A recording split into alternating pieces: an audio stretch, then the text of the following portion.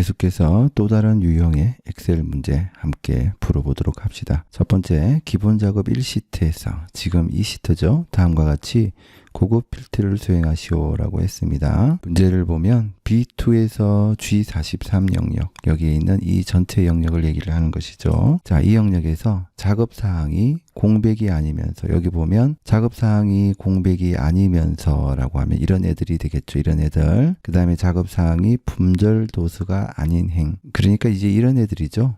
여기 아래쪽에 보면 품절도수라는 행이 있는데 얘는 제외하고 요런 애들이 필터링 되어서 I7셀부터 나타날 수 있도록 표현해라, 이런 뜻이 되겠습니다. 자, 여기에는 이제 조건을 수식으로 작성해야 되고 I2에서 I3 이 영역에 작성을 해야 되는데, 자, 필히 우리가 이런 수식으로 조건을 작성하게 되면 논리 결과값, 쉽게 얘기해서 참, 거짓, true나 false와 같은 값이 여기 결과값으로 나오게 되죠. 이런 경우에는 조건식의 열 이름 부분에 목록 범위에 있는 열 이름을 사용하면 안 되죠. 자, 그런 부분만 잘 생각하고 있으면 되겠고, 그러면 I3셀의 조건 수식을 작성해 주면 되겠습니다. 여기에서는 두 가지 조건이 있죠. 하나는 작업사항이 공백이 아니라는 조건, 그 다음에 작업사항이 품절도수가 아니라는 조건, 이 두 가지 조건이 모두 만족하는 경우에 데이터를 걸러서 필터링해서 I7셀부터 표시를 해주면 되는 그런 문제가 되겠습니다. 자, 그럼 여기 조건식을 작성해 보도록 하죠. 문제에서 AND라는 함수를 사용하라고 했기 때문에 AND 함수 사용해 주면 되겠습니다. 그것이 적당한 이유는 두 조건이 모두 만족하는 경우, 두 조건이 모두 참인 경우를 찾아야 되기 때문에 적당한 함수는 AND 함수가 되죠. AND 함수는 모든 것이 다 참이어야, true여야 true라는 결과를 반환하니까요. 그러니까 여기에서는 작업사항이 공백이 아니라는 조건, 작업사항이 품절도수가 아니라는 조건, 이 두 조건을 다 만족하는 경우, 두 조건이 모두 true인 경우 우리가 원하는 결과를 필터링해서 보여준다, 이런 식으로 이해를 하면 되겠습니다.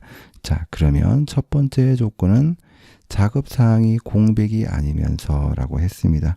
자, 그러면 작업사항이 공백인지 아닌지 체크하려면 is blank라는 함수를 통해서 체크할 수 있죠. 바로 G3셀을 체크를 해주면 됩니다. 자, 이렇게 is blank G3셀 이렇게 해주니까 true라는 결과값이 나왔습니다. 이 얘기는 G3셀이 is blank, 공백이냐라고 물어보니까 G3셀은 공백이에요. 그래서 true라는 결과값이 나왔죠. 그러나 문제에서는 공백이 아니어야 되죠. 공백이 아닌 경우 true가 나와야 되죠.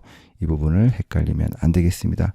그러면 얘를 뒤집어 주면 됩니다. 반대로 만들어 주면 되죠.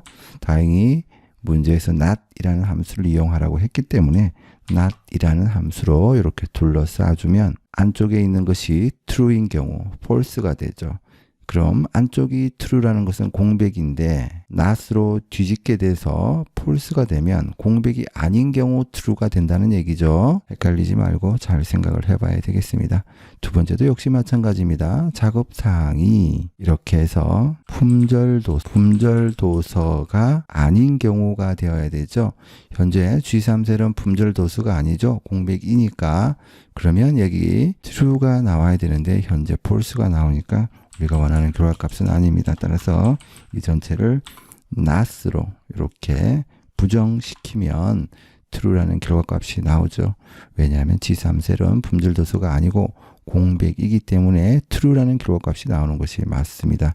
이렇게 해주든지 아니면 not을 사용하지 말고 여기 는 대신에 아니다 기호를 사용해줘도 되는데 편한 것을 이용해 주면 되겠습니다. 자, 이렇게 조건식을 작성해 줄 수 있어요. 자, 그러면 엑셀 처음 공부하는 사람들은 이렇게 수식만 작성해 주면 어떻게 아래쪽에 있는 것을 다 처리할 수 있느냐라는 의문을 가질 수 있는데요. 바로 엑셀이 고급 필트라는 기능을 통해서 첫 행의 식만 제대로 작성해 주면 우리가 정한 범위 속에 있는 모든 행을 비교해서 결과값을 반환해 줍니다. 따라서 그런 부분은 걱정할 필요가 전혀 없습니다. 자, 그 다음 결과는 I7 셀부터 표시를 하는데 그냥 표시하라고 하지 않았죠. 입력 일자와 그 다음에 신청자 이름, 얘를 컨트롤 C에서 복사한 다음에 선택하고 컨트롤 V에서 붙여넣기 합니다. 그 다음에 신청자 이름까지 했었죠. 이제 서명, 저자, 작업사항 이열을 컨트롤 C 한 다음에 나머지 컨트롤 V에서 붙여넣고 ESC 눌러서 선택 해제해 주면 되겠습니다. 자, 이렇게 한 다음에 목록 범위에 마우스 포인트 가져다 두고요. 데이터에 가서 고급 클릭합니다. 클릭하면 현재 위치에 필터할 것인지 다른 장소에 복사할 것인지 나오는데 결과를 I7 셀부터 표시하라 라고 했기 때문에 다른 장소에 복사하라는 뜻이 되겠죠. 목록 범위는 문제에서 지정한 대로 이렇게 지정해주고 조건 범위 지정해주고 이때 유념해야 된다라고 했죠. 조건식의 위쪽에 있는 열 이런 부분까지 다 이렇게 범위 지정해줘야 된다는 부분 명심해야 되겠습니다. 복사 위치 이렇게 지정해주고요. 확인 눌러주면 예상했던 대로 이런 결과가 나오게 됩니다.